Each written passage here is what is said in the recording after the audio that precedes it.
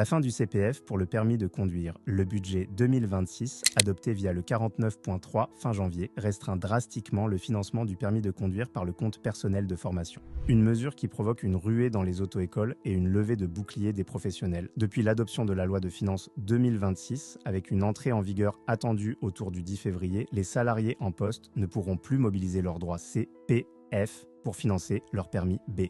Le coût moyen, entre 1 500 et 2 000 euros, formation code plus conduite. Pourquoi cette restriction? Le CPF explose. En 2023, le permis représentait 23% des formations financées et près d'un quart des candidats au permis B l'utilisaient en 2024. Le gouvernement veut recentrer le dispositif sur les formations qualifiantes et l'insertion professionnelle dans un contexte de maîtrise des dépenses publiques.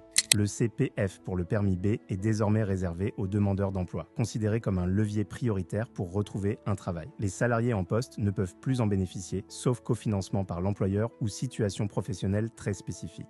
L'aide forfaitaire de 500 euros pour les apprentis disparaît et le reste à charge reste obligatoire, fixé à 103 euros en 2025.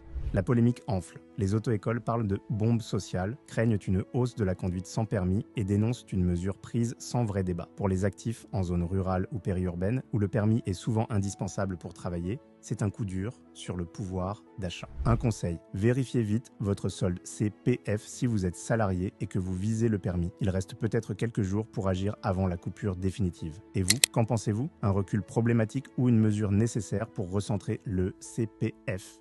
Donnez-nous votre avis en commentaire et abonnez-vous à notre compte.